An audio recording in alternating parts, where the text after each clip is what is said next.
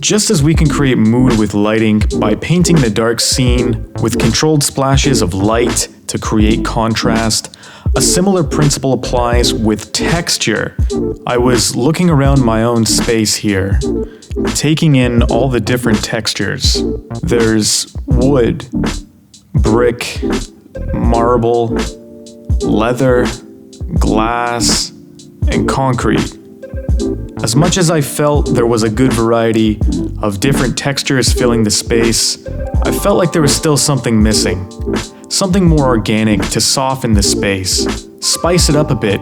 So I decided to get an artificial hedge wall.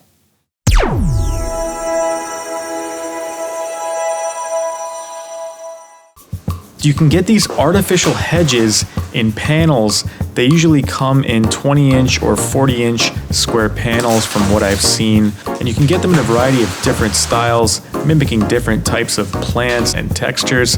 I provided links to purchase in the description below for everything that you're about to see in the video. You'll need a tape measure, marker, pair of scissors, and some way to affix the box panels to the wall. I think the simplest and most effective way is a staple gun, so that's how I'll be attaching mine to the wall. Oh, and of course, you'll need your box hedges. Mine were shipped to me in bags like these. I bought 3 40-inch panels. First thing you're going to want to do is measure your wall. Obviously, you should have done this already in the first place to know how many panels you had to buy. But once you get the panels, you're probably going to want to measure again so you know where to mark your panels in order to cut them to size. So once you have your measurements, use a marker to mark where you need to cut the panels, and then grab your pair of scissors and cut the panels to size. The ability to use scissors helps to keep everything nice and simple.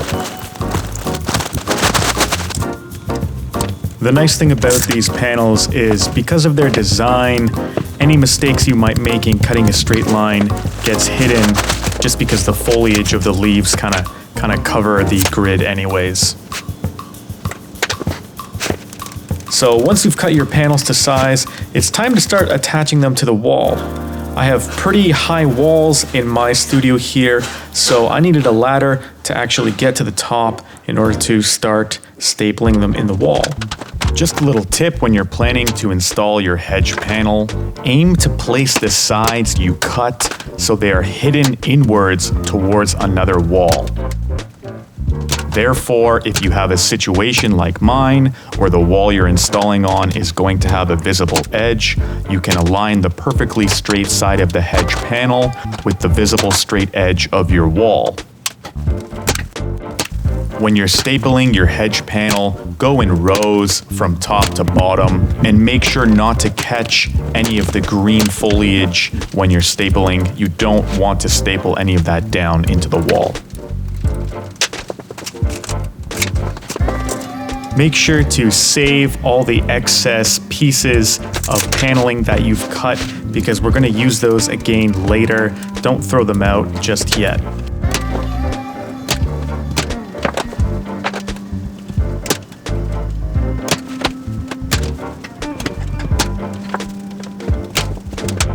So once you've finished stapling all of your panels onto your wall, you're going to want to take those excess pieces from earlier that you cut and just go ahead and tear the foliage off the grids from the base. And then you're going to want to go ahead and just take your time and place these little bits into any bald spots or any areas that could use a few more of these leaves on your wall until you're happy with the final result. Now for the fun part. What I find really complements one of these artificial hedge walls is adding a neon sign.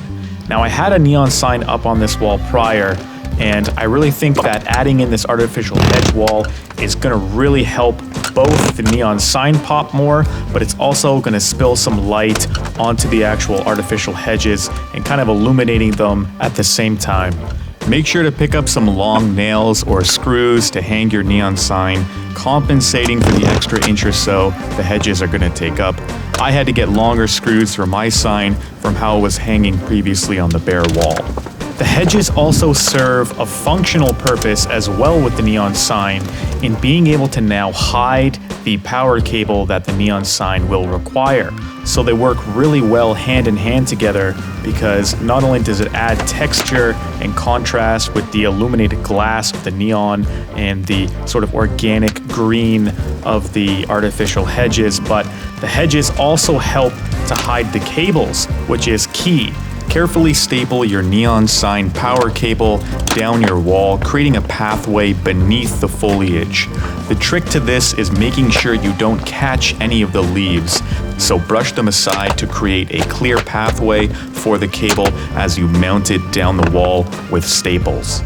I've used some of these cable clips near the bottom of the foliage to hide and hold the extension cord at the baseboard running to my nearest outlet. So with that said, don't forget to pick yourself up an extension cord if you do need one and your neon sign power cord isn't long enough itself. You can also utilize these cable covers for running cables along baseboards to keep a clean look. Product links are provided below to easily find all of this great stuff. So once you've mounted your neon sign and the power cables, you're going to want to do a final pass at using the excess foliage pieces we've cut from earlier, and again going over your wall and filling in any last patchy areas, especially around the parts where we've just run the cables. So you're left with a hedge wall that's looking lush, full, and plentiful. I'm a big fan of the neon sign and hedge wall combo. It makes for an absolute eye-catching aesthetic.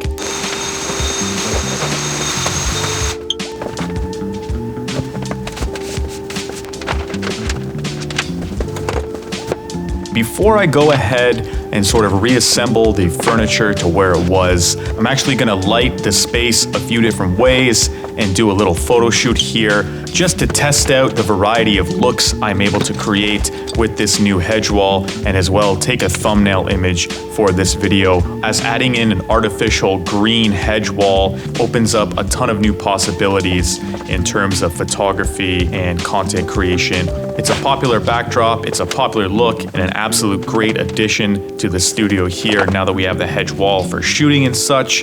So moving forward, now it's time to reassemble the studio back to its standard configuration so I can film the epic final sequence of everything finished. The wall with all the furniture in place, cables hidden, and the lighting dialed in.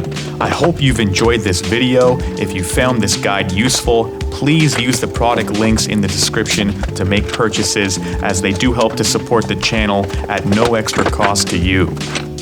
This is the Future Space Collective, where we explore the world of products for imagination, art, decor, lighting, and how to bring your space into the future.